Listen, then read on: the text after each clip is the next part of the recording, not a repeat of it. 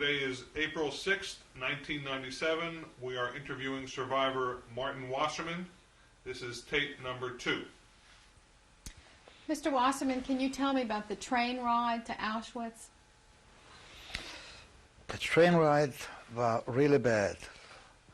First, they rushed us in so fast in the train, and anybody couldn't get in fast enough. They've been beating and all that. So, and then they closed us up,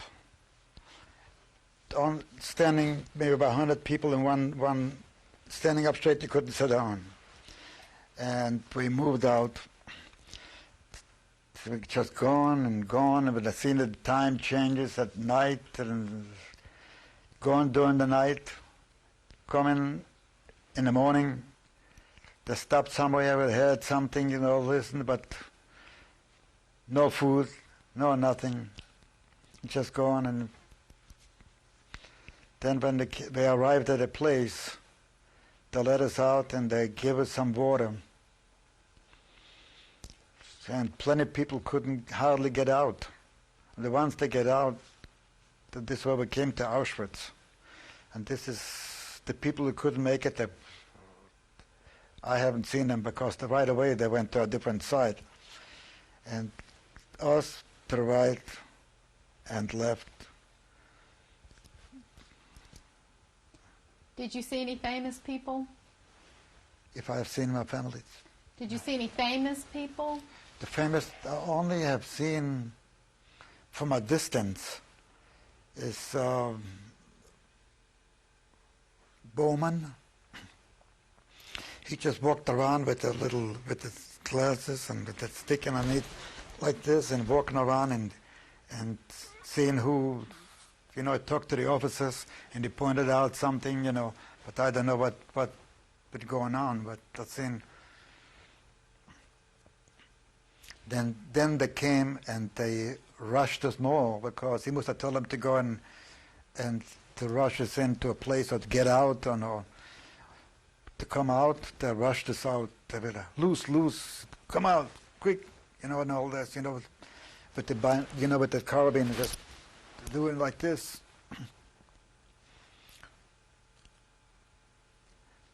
Scary. How long were you in Auschwitz? How long? About a day and a half. So no water, no food. Were you tattooed? Tattooed, yes. What's your number? The number is 1001. Then, this is just like they didn't call us by name, they only called us by number. We just, to them, were nothing. What did that feel like, being tattooed? Did it hurt? No. It didn't. Me, I didn't feel it because, just a little bit swollen, but it didn't hurt. It went down in about a day. How long was that train ride? I will say about a day and night. And the next day about, not exactly, but maybe midday, maybe I arrived over there. Did they tell you anything? Nothing. They only come knocking on the wagon.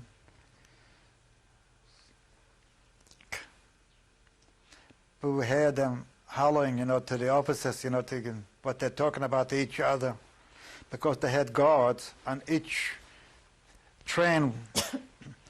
They had some guards, and they used to communicate between.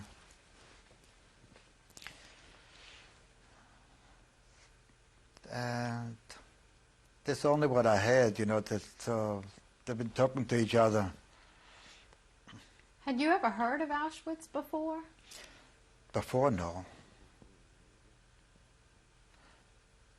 That's the only time where we arrived there, we didn't even know it exists.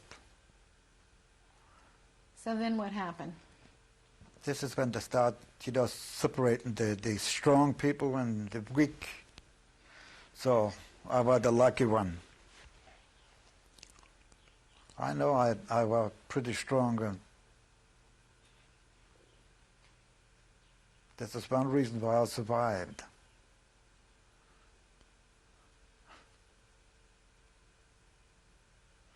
I was scared to do things, so to get some food, to help other ones.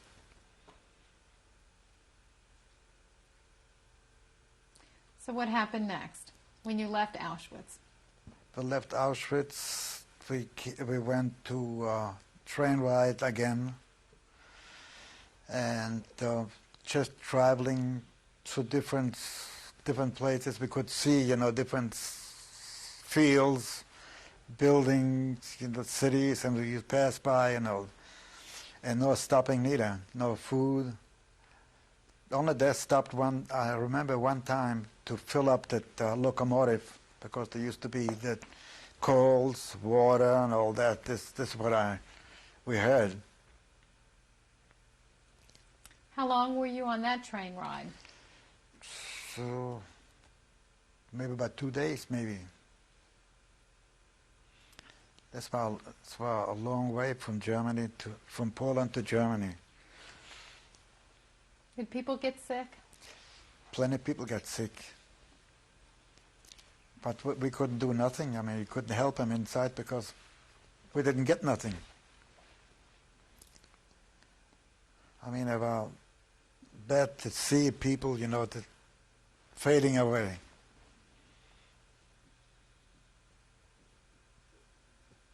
Were there dead people on the train? They had some dead people too. They pulled them out and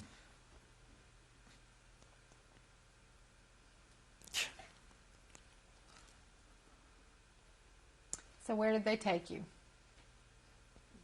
Where did you go next?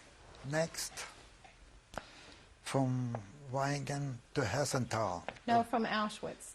To Weingen. Weingen was the same thing. Down there I worked cement. They used to bring train loads of cement. They used to have big warehouses. We used to load them, unload them, bring them to different places, because they used to build like bunkers for front line. And we used to work in there. Day and rain or shine, snow or the same clothes.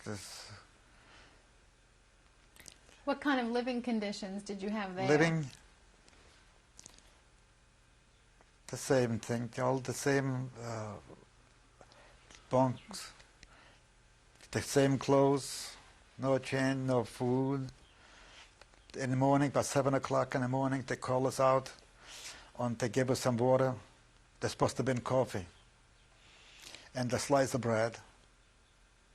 And then for lunchtime, the same thing, some mixed. But I was lucky that sometimes I volunteered to go to the kitchen and I helped there. So I used to eat. That's the only way. I always volunteered to go to the kitchen or somewhere so I can, and whatever I could bring, I brought to bring to somebody else to give them. Who was guarding you? SS officers? SS officers, yeah, with the Totenkopf. They had that, they call it the Totenkopf. They had a insignia that this is the SS and plus the SS. Were they worse than the other soldiers? Not just guards, SS. I haven't seen regular soldiers, just the guards. So how long were you at this camp? At this camp, I will say maybe about a year or so. We don't know exactly how long, but we've been there for a while. And from there,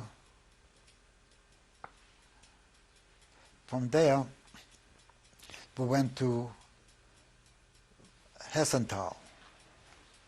In Hessenthal, we worked on airfields, cleaning streets. How did you get to Hessenthal? By train. And the train was bombed also.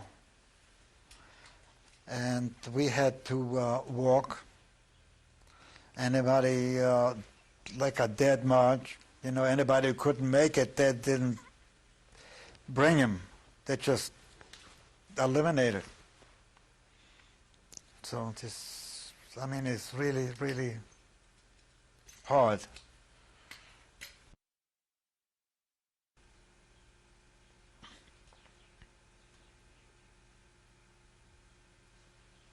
Mr. Wasserman, you were talking about unloading cement trucks? Mm-hmm. Well,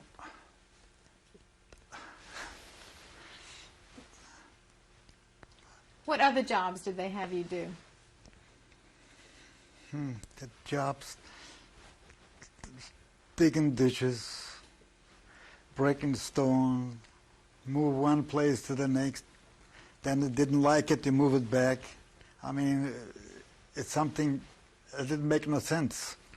Telephone poles, got to move it from one place to the next. They didn't like it over there, so you got to move it back. How were you dressed? Dressed in that striped clothes, with that round, with stripes, all that, the regular camp clothes, and shoes.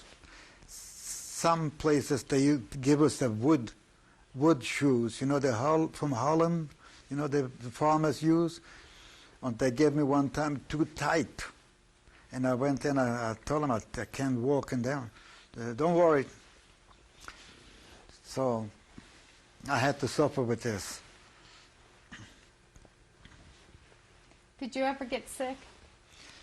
Well, I've been sick a few times, but I was afraid to tell anybody I was sick. And I just recuperated, I don't know how, but by eating and I don't know how. What did you talk to your friends about at night? Well, to friends, we only talked about how to get out, and this can be forever. And they had some guards not too far, and we told them if we'll change, we will take care of them. And this is when they started roughing us up. They've been beating us because I said that if we get out, we're going to take care of them. Which, when we got out, we did revenge. The Americans, they gave us about 3 days, and our freedom to go and do what, to do what we can do.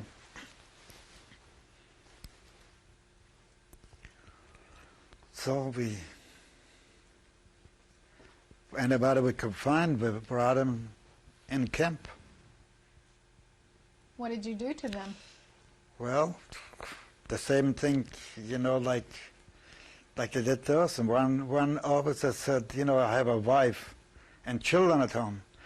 And we told him, I said, well, you didn't tell us the same thing, You didn't want to listen to us.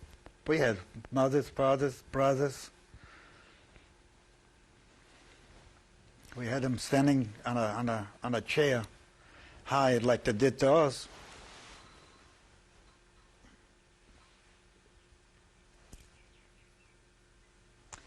Okay. So then you went to the next camp.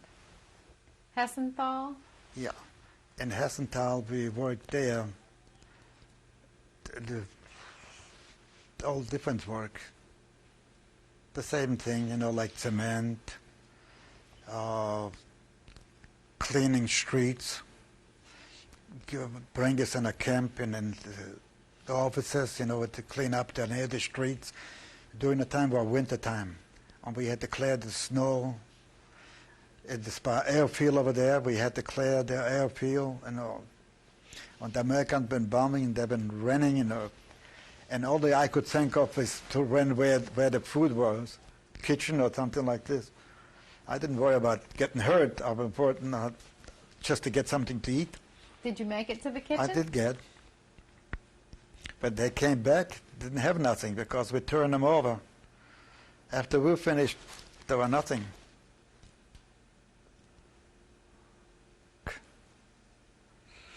I used to risk my life plenty of times. I didn't worry about it. What's going to happen?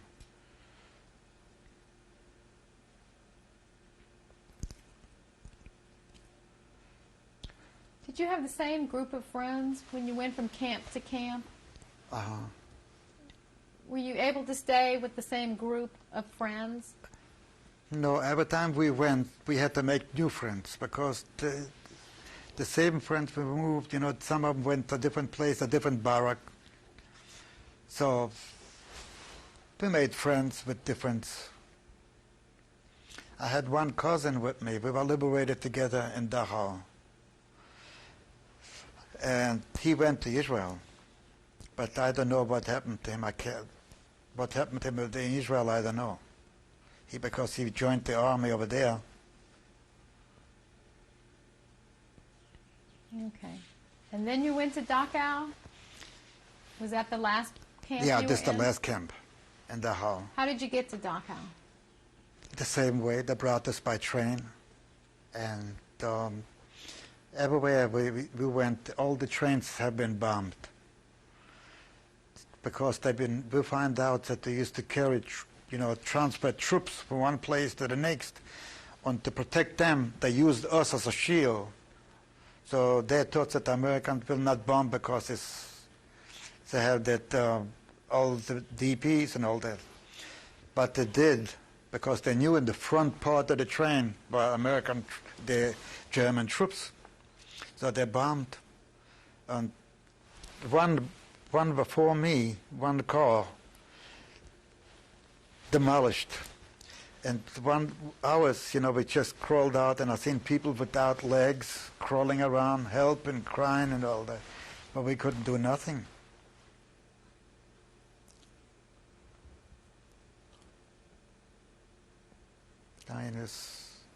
I've seen. I can't even talk as much with what I've seen. How did you get that wound on the back of your head? Well, of course, I've been talking we went marching to work, and I've been talking to one guy, and we don't supposed to talk to each other while we're marching. When he see me, then he hit me, and I grabbed the gun and I pulled it out.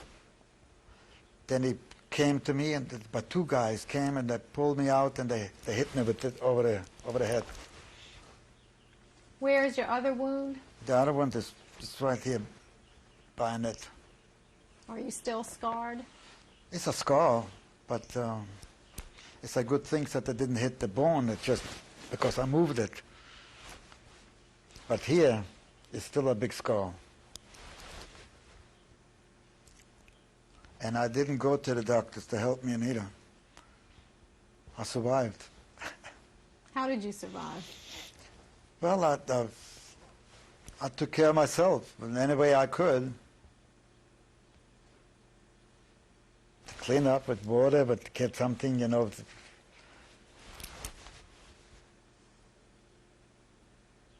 Okay. Tell us about Dachau. In Dachau, we used to work there, go out on details, and come back, and the same routine. But down here they had the kitchen in the middle of the field, and at night they organized by four guys, and we went in the kitchen at night. We go underneath the floor, we pushed a board out, we got into the kitchen, and we took whatever we could find, bread and potatoes and butter, anything we could find to bring in there. So we bring plenty to divide by everybody. So we've been going that for quite a few times. But one time they find out that somebody's going in there and taking out some stuff. So I've been waiting for us. We had to go to under barbed wires. So we dug out a hole to go on and eat. And when we came out, the guy had been standing right. When I looked up, he was standing right there, and he had a stick in his hand, you know, and he held me down like this. And he said, go on the side. They took us on the side. We had to stand on a high chair, all like this, almost all day. And I couldn't turn around and all, just standing like this. Then when they took us down, they gave us more, about 25 lashes for us. Well, I didn't care. I mean, you know, so long my stomach was full, so I didn't care the beating or no. Did you hate those soldiers? Did you hate them? Yeah.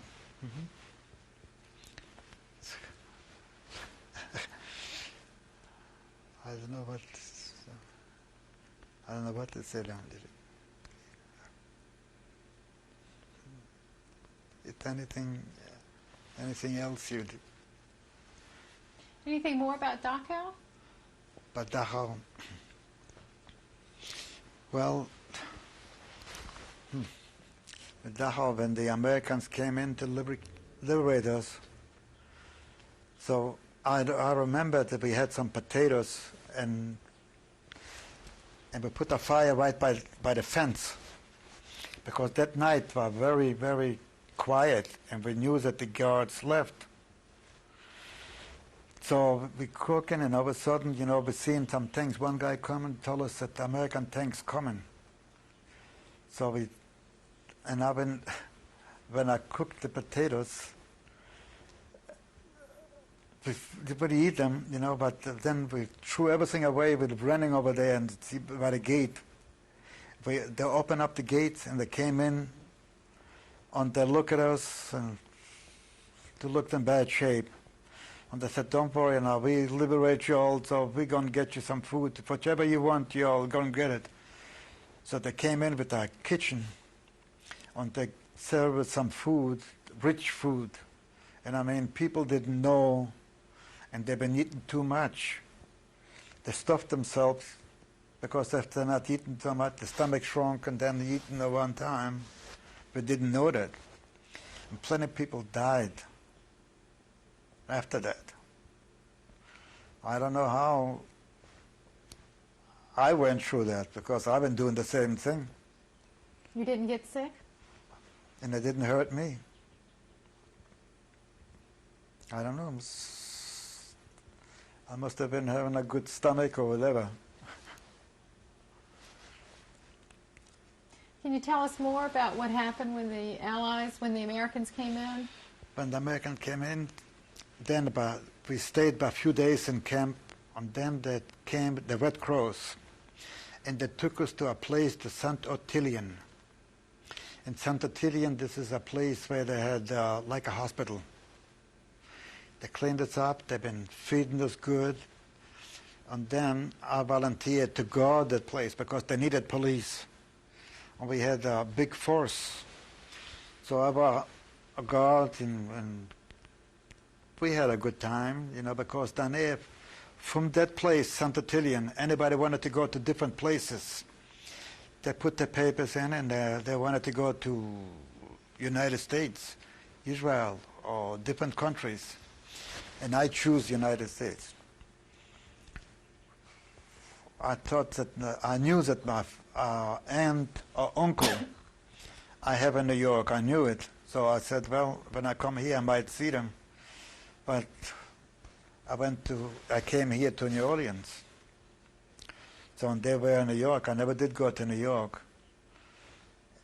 I came in 29th in November, 1950. And about 2 months later, I went in the service. I didn't know how to speak English. And I went in the service. They put me to school over there. And when they took me in, and I've been going through the basic training. After that, the basic training. I made Soldier of the Week. On they had a parade in Washington, and one general's car drives up, and they come and tell me they give me about half an hour to get dressed. So I asked the driver, and I said, what did I do? He says, you didn't do nothing, just get dressed and come on.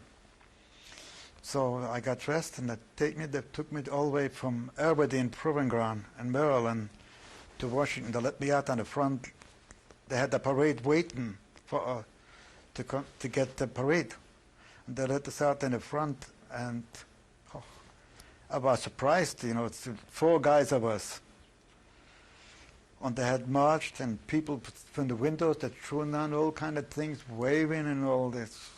I mean, I really was surprised. And papers, the military papers went all over the world talking about me. Because you were a good soldier. Good soldier. I tried to do my best. Anywhere I go, I do my best. When I came here on the ship, everybody was sick, from Bremerhaven to New Orleans. And I volunteered in the kitchen, and I was working for 2 weeks in the kitchen. And everybody was sick, even the Navy, the personnel, they were sick too. They were really rough. And I survived there too. At the end of the war, you stayed in Europe for a while before you came to New Orleans. What did you do during that time? When I stayed in New Orleans? No, sir, when you stayed in Europe for a while before you came to New Orleans. Oh, I worked for the UNRWA, for the United Nations, and I used to go from one place to another camp. We used to supply food, and I used to work for that company. They had big trucks and all that. I used to be a mechanic and doing all kind of things. We used to deliver food and bring in all kind of things to different places. How many years did it take before you came to New Orleans? You mean from... How long were you still in Europe before you came over? Before I came over? I was elaborated in 1945, and I came in 1950. About 5 years I worked for different companies. In fact, I worked for one place. We used to work for the Haganah. The Haganah, they worked for different things